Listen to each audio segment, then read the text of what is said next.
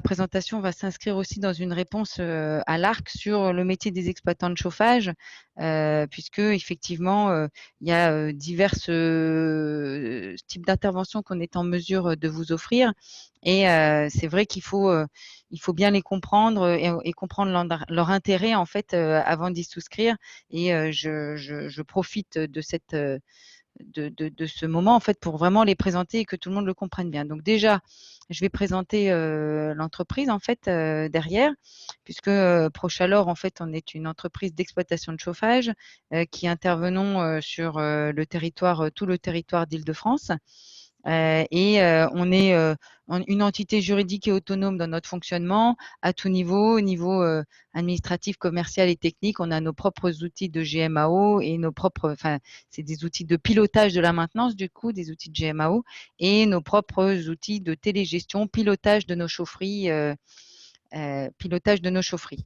Donc, on est une entreprise qui a été Tu dois créée voir, Marie, tu dois voir voilà, la présentation. Hein. exactement, parfait, c'est ça. Donc là, tu Tu me es dis exactement d'avancer. sur la bonne slide, c'est Ok. parfait. Là, c'est parfait. Donc, on a été créé en 1960 et on intervient sur tout le territoire d'Île-de-France.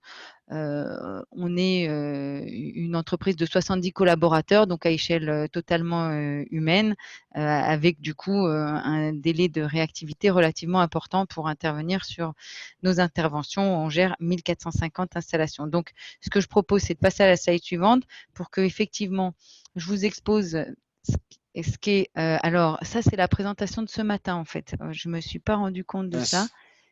Alors attends, Voilà. j'ai pas pris la bonne. Mhm. Je vais prendre la bonne qui est la deuxième alors. Voilà, c'est Hop, copropriété, voilà, c'est ça. voilà. Voilà, exactement. Donc là, slide de numéro 3. Donc sur effectivement les contrats d'exploitation, ce doivent être des contrats qui s'inscrivent dans la durée, en fait, puisque ça lie la copropriété et l'exploitant de l'installation. Il faut savoir qu'une installation de chauffage, c'est quand même, surtout sur des bâtiments anciens, c'est quand même relativement complexe à piloter, puisque en fait, on a une production centralisée en chaufferie et toute une distribution. Et souvent, la distribution, c'est ce qui cause le plus de difficultés pour assurer un bon équilibrage et une bonne homogénéité des températures dans tout le logement. Et la distribution, les réseaux de distribution, en fait, peuvent être aussi vieillissants. Du coup, il peut y avoir un certain nombre de fuites. Et du coup, s'approprier une installation de chauffage n'est pas aisée. Donc, si effectivement vous changiez tous les ans d'exploitant de chauffage, c'est impossible pour lui de bien prendre en main l'installation et bien la piloter, surtout les installations anciennes, parce que ça demande de quelques investigations derrière pour qu'on puisse bien l'entretenir. Donc, bien souvent, donc, on parle vraiment d'installation de chauffage collectif. Hein. On n'est pas sur de la chaudière murale ou de la production au logement, individuelle au logement, mais on est vraiment sur des contrats d'exploitation d'installation collective derrière. Donc, on peut aussi bien assurer la production du chauffage que la production d'eau chaude sanitaire en collectif. Voilà, donc à la slide suivante, du coup, les différents marchés en fait qu'on peut vous proposer. Donc c'est comme l'a dit l'ARC, en fait, le chauffagiste, on vous propose un contrat d'entretien de votre installation. Donc on s'assure de la conformité réglementaire des contrôles, surtout qu'aujourd'hui il y a eu des évolutions réglementaires et donc il y a des contrôles complémentaires à faire sur les chaufferies, notamment les grosses chaufferies collectives de plus de 1 mégawatt où elles doivent être déclarées en préfecture et il y a obligation d'effectuer un certain nombre de mises en conformité à des échéances 2021, 2022, 2023 et ensuite de faire un certain nombre de contrôles réglementaires avec des organismes. Donc, en tant qu'exploitant, au titre du contrat P2, on doit s'assurer que tous ces contrôles réglementaires sont mis en œuvre et réalisés pour que votre installation soit conforme et qu'elle assure bien son rôle qui est d'assurer la production de chauffage et d'eau chaude sanitaire. Alors, le contrat P3, c'est un contrat de garantie totale, c'est-à-dire qu'en fait, quand vous nous confiez une installation de chauffage, avec un contrat P3 garantie totale, vous pouvez vous assurer de la continuité de service de votre installation, puisque si un équipement casse, on se doit en fait de le remplacer au titre de cette redevance P3. Donc c'est vrai que il y a une mauvaise image qui est donnée en fait sur le P3 et après le P1 dont je parlerai derrière, puisque effectivement dans le temps il y avait une certaine opacité sur les montants qui pouvaient transiter avec ces redevances, mais aujourd'hui il n'y a pas un seul contrat qui est signé sans qu'on soit dans l'obligation d'assurer la transparence. C'est-à-dire que dès qu'une dépense est faite au titre de ce compte P3, on doit assurer la transparence, on doit vous le faire savoir pour que vous sachiez en fait que il y a une dépense sur votre résidence pour remettre en service l'installation derrière. Donc, je dirais que dans un sens, un double avantage au contrat P3, c'est que déjà, vous n'êtes pas obligé, si votre installation est vétuste, en fait, vous n'êtes pas obligé de sortir tout l'argent en même temps pour remettre en état votre installation. Ça lisse puisque c'est une redevance qui est fixe, ça lisse dans la durée la charge de remise en état de votre matériel, et de deux, l'exploitant, quand une pièce casse, il a ce rôle d'assurer la continuité de service, donc il doit aller la racheter le plus vite possible et l'installer pour respecter son délai contractuel de remise en service de l'installation, en fait. Donc voilà. Après, la partie P4, c'est ce qu'on appelle le renouvellement des équipements avec financement. Donc, je vais vous présenter à la fin de ma présentation, je vous présenterai une offre en fait où il y a effectivement un financement de la rénovation de la chaufferie par un contrat P4. Mais il est certain que société d'exploitation de chauffage, nous ne sommes pas des banquiers et on préfère en fait que ces travaux demeurent des travaux facturables, mais parfois la copropriété n'est pas en mesure d'avancer l'intégralité de la somme. Donc, du coup, il y a une proposition pour lisser la charge sur la durée et parfois, en fait, cette charge complémentaire peut être absorbée par les économies qui sont faites sur le gaz. Parce que la dernière prestation qu'on est en mesure de vous proposer, c'est le contrat P1, c'est-à-dire la fourniture d'énergie. Et qu'est-ce que cela implique en fait de vous fournir l'énergie? On achète du gaz et on a l'obligation de vous fournir une température homogène dans l'ensemble des habitations de la résidence, la même température partout. S'il y a un dépassement de cette température, du coup, c'est nous qui devons en assumer la charge en fait, parce qu'on définit une cible par rapport à une température contractuelle à assurer. Donc, vous avez vraiment une garantie de la température. Tous les dépassements doivent être pris en charge par l'exploitant. Et là aussi, dans le temps, il pouvait y avoir une certaine opacité sur ces contrats-là, mais aujourd'hui, les exploitants de chauffage, on vous assure une totale transparence en fait sur l'achat du gaz et effectivement il y a une marge en fait sur ce prix qui est pris pour assurer déjà le fait d'acheter le gaz dans un premier temps et cette maîtrise des températures derrière. Donc en fait c'est vrai que un simple contrat P2 c'est dire en fait du coup un simple contrat P2 d'entretien, c'est dire vous n'êtes pas en charge des garanties de température, votre métier c'est juste l'entretien de la chaufferie, mais en fait ce qui se passe après c'est pas de votre ressort quoi. Donc et c'est pas notre métier premier, c'est vraiment de vous assurer une température dans le logement et de maîtriser vos consommations. Ça, il faut vraiment en avoir conscience. L'exploitant de chauffage, il a dans son ADN propre, c'est la maîtrise de vos consommations énergétiques et de s'engager aussi, quand des travaux sont mis en œuvre, de s'engager sur des économies. Donc, on fixe des objectifs de consommation derrière et on s'engage dessus. Voilà, donc en résumé, la slide d'après, c'est un petit résumé de tout cela en fait. Donc, les contrats P1, c'est la fourniture, l'achat. Alors, ce que je n'ai pas dit aussi, c'est sur la fourniture d'énergie, c'est que l'acte d'achat du gaz, c'est vraiment un travail en fait. Et c'est un métier propre. Chez nous, on a une personne qui achète le gaz et c'est relativement complexe à acheter. Et c'est vrai qu'avec ça, on peut vous faire des économies substantielles parce qu'on achète des gros volumes. En fait, les exploitants de chauffage, on achète des gros volumes de gaz.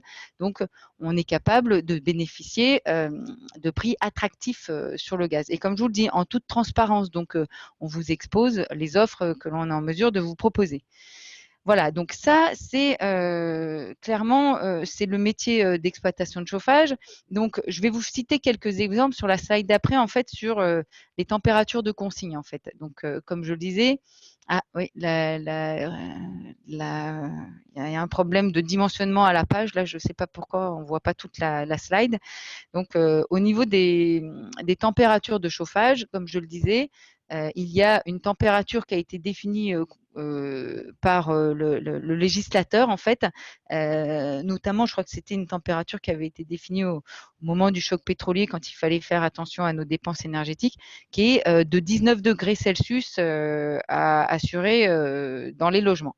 Il s'avère que c'est vrai que les bâtiments anciens, avant 1988, ils sont tellement déperditifs que généralement, cette consigne de 19 degrés est relativement bien respectée parce que, en fait, on consomme beaucoup, on dépense beaucoup d'énergie, donc du coup, on accepte 19 degrés. Sur les des bâtiments qui sont bien isolés, les bâtiments beaucoup plus récents, en fait, on a démontré que depuis 2010, en fait, les températures de consigne, elles avaient plutôt tendance à passer à 20 ou 21 degrés.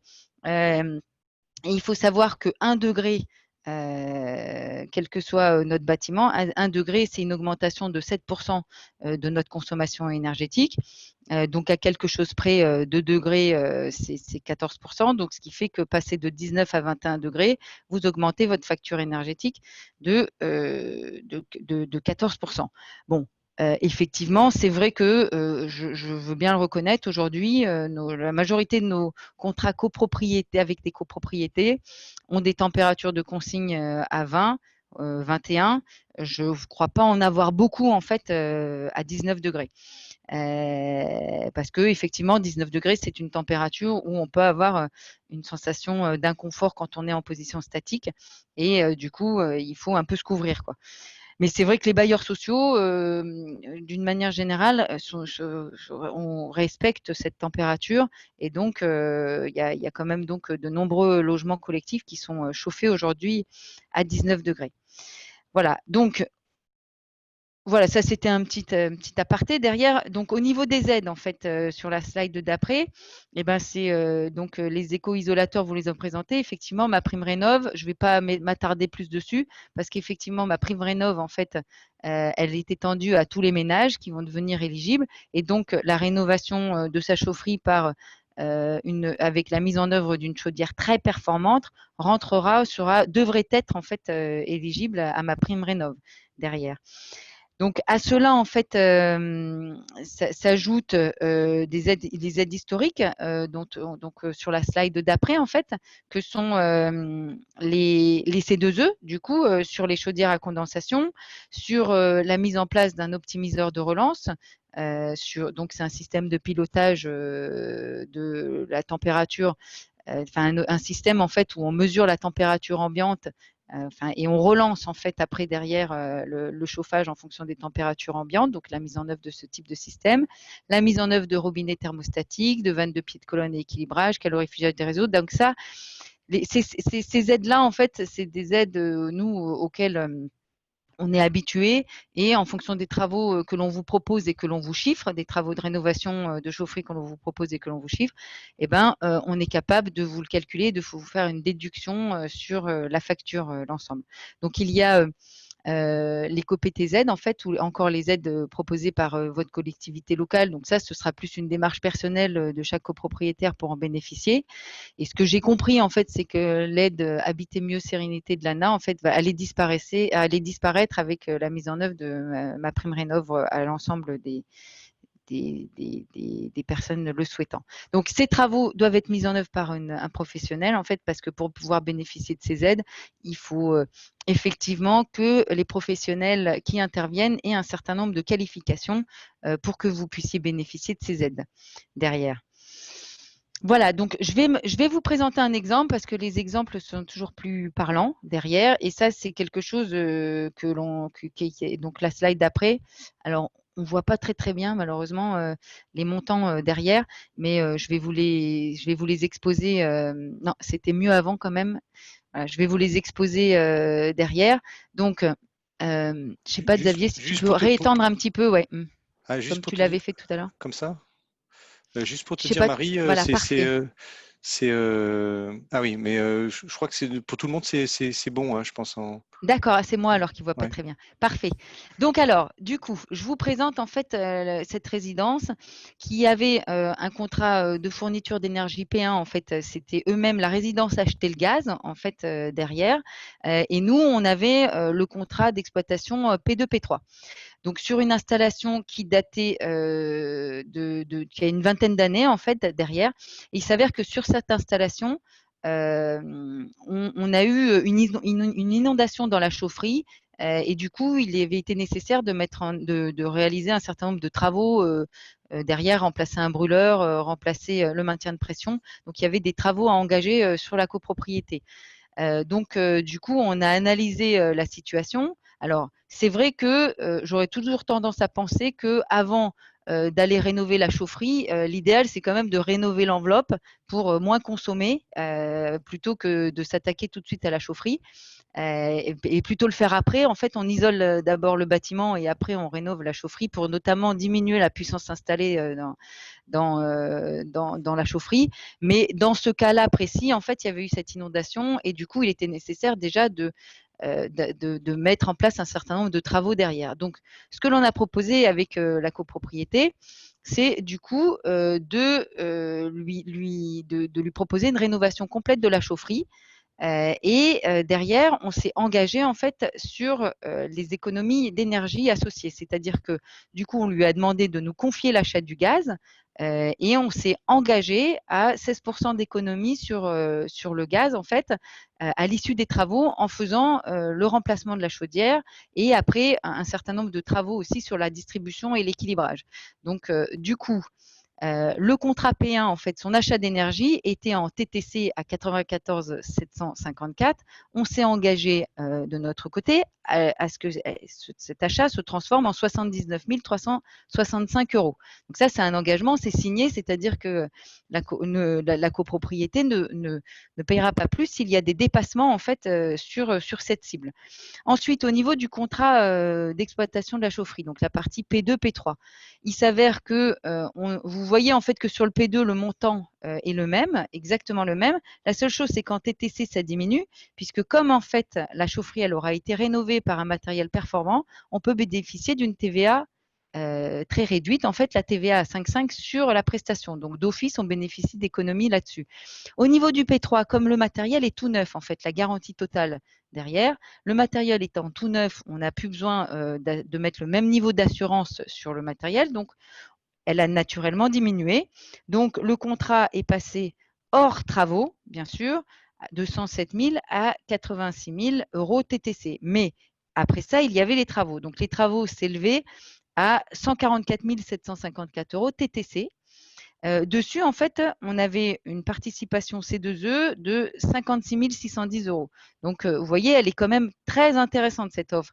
Et là-dedans, en fait, ne sont pas ajoutés les éventuelles aides de ma prime rénov ou les éventuelles aides autres en fait qui peuvent exister. C'est vraiment la participation C2E et nous-mêmes ayant un certain nombre d'accords avec des acteurs de valorisation des C2E, on fait la déduction directement sur le devis. La copropriété, en fait, ce qu'elle voulait, en fait, c'était ne pas payer plus cher de charges de chauffage derrière. Donc, on lui a proposé un financement de ses travaux derrière. Donc, vous voyez à 12 822. Et du coup, ce qui ramène la facture globale annuelle à 99 000 euros. Vous voyez tout en bas à droite de l'écran, 99 000. C'est-à-dire qu'en fait, au 30 juin, en fait, la facture, elle payait 107 298 euros annuels. Elle va payer à l'issue des travaux avec une chaufferie toute neuve 99 000 euros TTC, soit une baisse de 8,7%. Là, en fait, sur cette copropriété, la température contractuelle est à 20 degrés. Donc, je vous ai fait une petite simulation sur la slide d'après, en fait, si la copropriété acceptait d'être chauffée à 19 degrés, du coup, en fait, le P1, en fait, donc, qui est le montant énergie P1 en haut de la colonne, il passe de 79 000 à 74 000.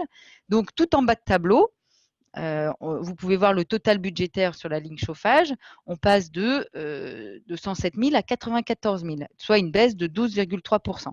Voilà, donc c'est voilà, c'est notre métier en fait, ça. C'est-à-dire qu'en fait, et ça, on fait enfin, on met en avant tout ce qui est contrat de performance énergétique, mais un contrat de performance énergétique ne peut être valable que si la personne qui le met en œuvre s'engage sur les économies qui vont être mises en œuvre. Le métier de l'exploitant de chauffage depuis toujours a toujours été de s'engager sur les températures contractuelles, l'énergie à consommer pour obtenir cette température et donc sur le maintien dans le temps de ces engagements énergétiques. Donc, on est à 300% en fait sur les contrats de performance énergétique, mais il est certain que, notamment si on veut baisser à 19 degrés la température dans l'ensemble de nos bâtiments, aussi bien publics, privés, tertiaires ou bâtiments de logement, eh ben, il faut rénover l'enveloppe parce que avec une enveloppe qui est une passoire thermique, le 19 degrés n'est pas acceptable en fait parce que c'est vrai qu'on a vite froid, il y a des courants d'air, donc voilà. Donc on est tous, je dirais, tous nos métiers en fait, de l'isolation jusqu'à l'exploitant qui vous assure en fait dans la durée le niveau d'énergie attendu, le niveau de consommation énergétique attendu. Voilà, on est tous partenaires et et on est complètement à 300% pour accompagner les copropriétaires dans la rénovation de leur patrimoine. Voilà, Xavier, je te remercie d'avoir passé les Oui. slides, vu que Non, mais j'étais. Voilà. on a Merci à réussi à toi. trouver à trouver une solution. C'est merci à toi pour cette intervention. Il y avait des questions, quelques questions. C'est d'un spectateur anonyme. C'est comment gérer et assurer le risque pour une chaufferie de plus d'un mégawatt. J'imagine que ça c'est énorme. Ça représente combien de logements une chaufferie d'un mégawatt? Ben, oh, alors après, ça dépend effectivement complètement de l'isolation du bâtiment, mais c'est vrai que on est sur on est quand même sur 120 logements. Enfin, c'est quand même Ouais, 120, 100, voilà, une bonne c'est centaine. sur Ouais, une bonne centaine, quoi. Même bien, enfin, même au-delà, en fait, au-delà. Donc, c'est vrai que c'est des grosses copropriétés. Bien au-delà, ça dépend si on fait de l'eau chaude ou non. Voilà, d'accord. je dirais que, mais c'est vrai que c'est quand même sur des grosses copropriétés. Donc, sur les chaufferies supérieures à 1 mégawatt, donc il y a une obligation de déclaration en préfecture. Alors, de risque, il n'y a pas plus de risque sur une installation de 400 kilowatts que de 1 méga, 2 mégas, 3 mégas. En fait, c'est pas